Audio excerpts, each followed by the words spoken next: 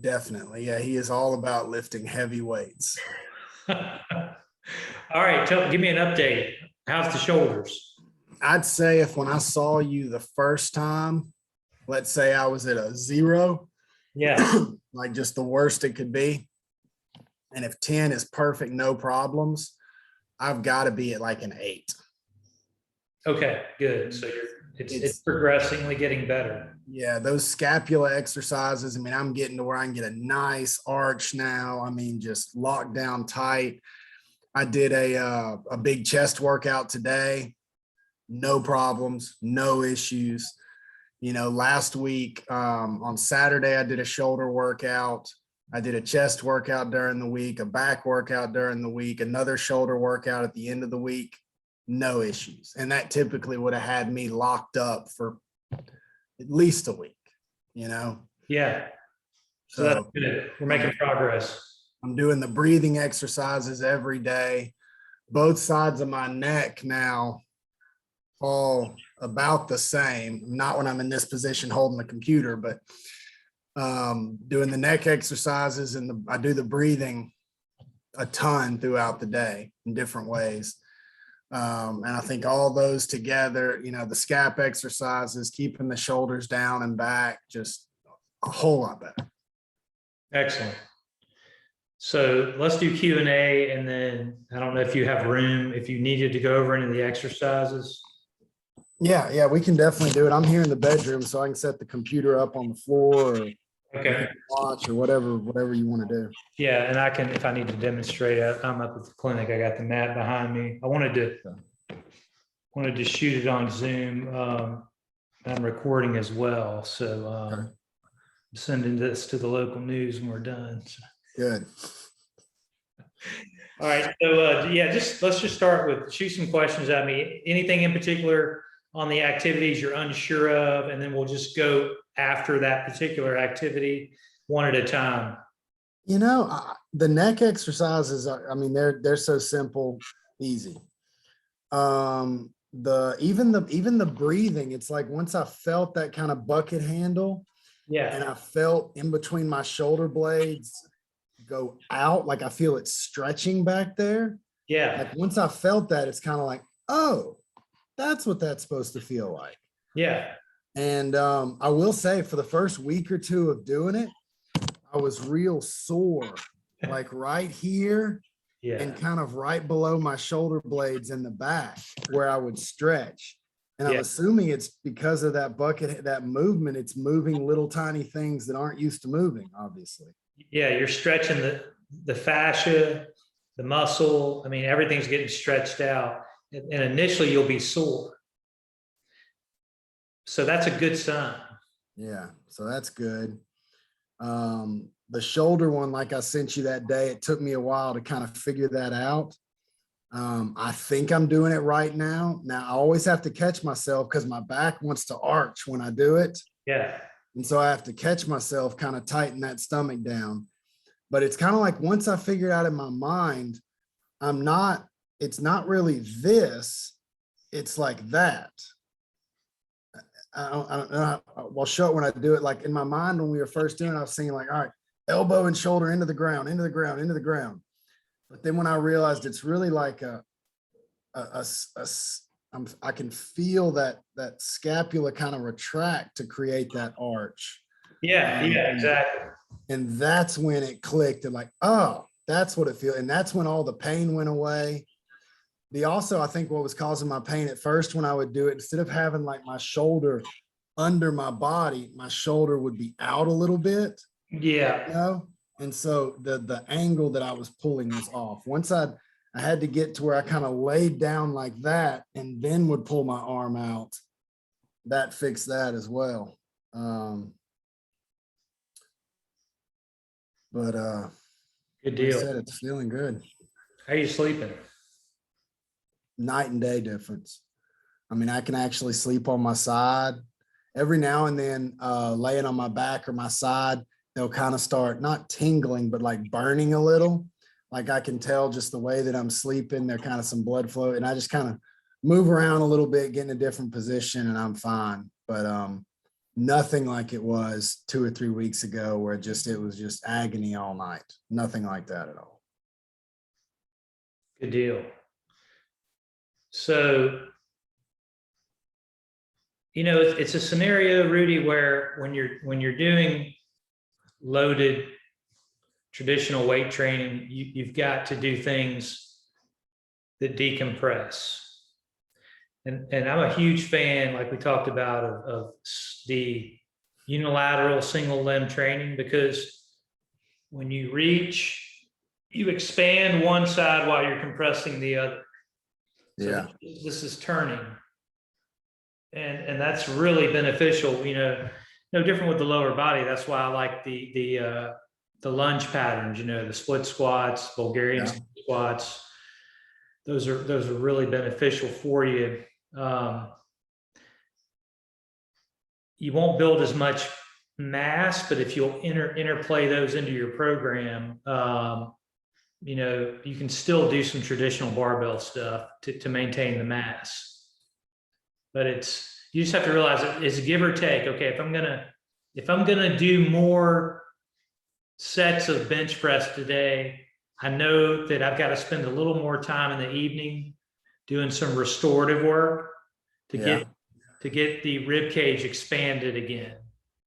And that was just more breathing. Yeah. And it doesn't have to be a ton more, but just a little bit more if you're going to do more sets. You've got to grade it that way as you go back into your intensity. Yeah. Because every bilateral exercise with a load is going to promote compression of that rib cage. Same thing with the pelvis. So you want to just spend a little time restoring it, and just knowing that that's going to maintain your musculoskeletal health going forward. Okay. Yeah, the breathing ones, I can do those. I do them a lot just because if I'm driving somewhere and the thought hits me, oh, breathe. Even if I'm at the gym resting in between sets, okay, because deep breathing, as you know, is good for you anyway. Right. Sitting there in the office, I mean, like I do those, try to get 5 of those in a row 10 times a day, 20 times a day. Like, and that's, once I get that connection, so I don't mind doing that at all. The neck one, same thing, super easy to do. The shoulder scap one, where I'm on the side, that, what'd you call it, the 5.5 month position. Yeah. I probably do that twice. I do it in the morning before my workout, and I do it again at night on each shoulder before bedtime. And then sometimes even in my workouts, like if I'm doing a back workout and I'm starting to notice a little bit of winging or the shoulder rising, I'll just stop, go back to the mat, and get a couple of sets of it, just to kind of, okay, this is what you're supposed to do. Get your mind right again, Yeah, that's a great strategy, because all you do is you kind of reset that pattern, and then you go right back into the workout. And you feel a difference when you do that, right? Oh yeah. Yeah. It's almost like, it's weird. It's like the way it's like when you talk to a kid and they know what they're supposed to do, but they forget. So you remind them and they're like, oh yeah, I remember now. And then they do it right. I feel like my shoulder is almost like a little kid, and it'll get halfway through the workout and start sneaking on me. And I've got to go back and go, no, remember, we do it like this. And then it's like, oh yeah, I remember now. I'll tell you that's really improved with this is my pull-ups. Yeah. My pull-ups now are, I'm getting so much better and stronger and more stable on my pull-ups than I ever was. Yeah. And I guess that's I don't know why, but I've noticed a big change there. Well, you're repositioning the scapula. So now you have a better line of pull with your lats, and your shoulder joint is centrated so that the head of the humerus is sitting in the socket in a more centered position as you move. So your brain just perceives that as more stability and allows you to pull a lot better and push better, really. But it can be pretty dramatic in the pull-ups, because that, pull-ups are kind of an unstable position for the shoulder. So you have to really, it's a good test of stability, pull-ups. Yeah. A great thing to do, Rudy, is after your pull-up workout, do some dead hangs for time. Okay. They call that they call that brachiating. Yeah. And there's actually a book, a medical doctor wrote a book on it, orthopedic physician wrote a book on it, on the health of practicing brachiating, which is just prolonged hanging. Now he kind of based it on evolution, and we know that's Right. we know that's garbage, but there's something to be said for doing that. So when hanging, should it be all the way at the bottom, or should it be like at the bottom but with the scaps pulled? All the way at the bottom, Just all the way as loose as I can be. as loose as you can be, dead hang. And does it matter whether I'm in, hammer grip, regular? Doesn't matter. Okay. No, doesn't matter. Whatever is more comfortable for you. Okay. The key is you've got a distractive force through that shoulder joint. So compression and distraction fire the stabilizers. Yeah. It's a really, really great activity, that brachiating. It's really healthy for the shoulder. Okay. So just do a set of as long as I can hang. Yeah, or you can do 2 sets. You don't have to do it every time you go to the gym, but definitely on your back days, on your pull-up days, do it. Okay. You can do it every day. Do it at the end of the workout. Yeah, you can do a 30-second brachiating hang. That's very helpful. And you said do it at the end, right? Yeah, do it at the end. Okay. Yeah. Cool. Yeah, I'll add that in. Yeah. You can, as you're hanging, you can even bring your knees up into that 90-90, that 3.5-month position. And in that position, you can really work on getting expansion in the rib cage. So when you feel your back arching, one of the best things to do is take just a really long exhale. Okay.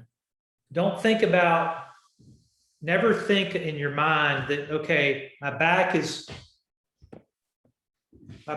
arched, so I've got to correct the arch by crunching down, because that pulls the pump handle down. Do you see that? Yeah.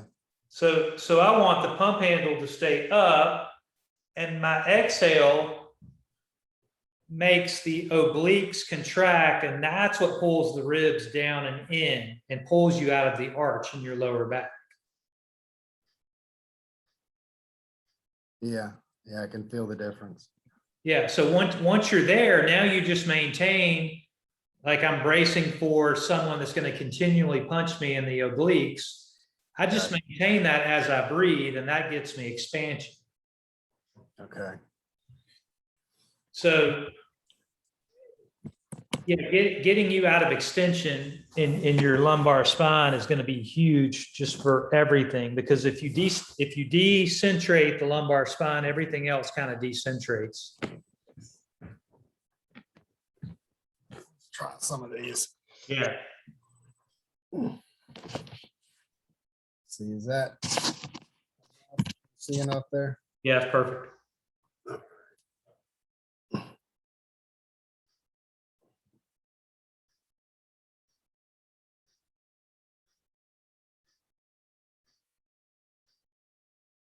Wow.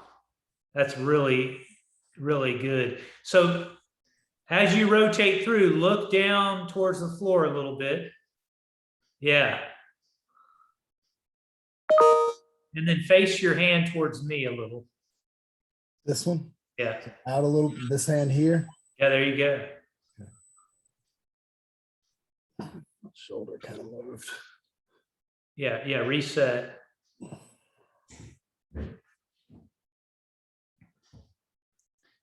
All right, take the side bend out of your neck and look down a little.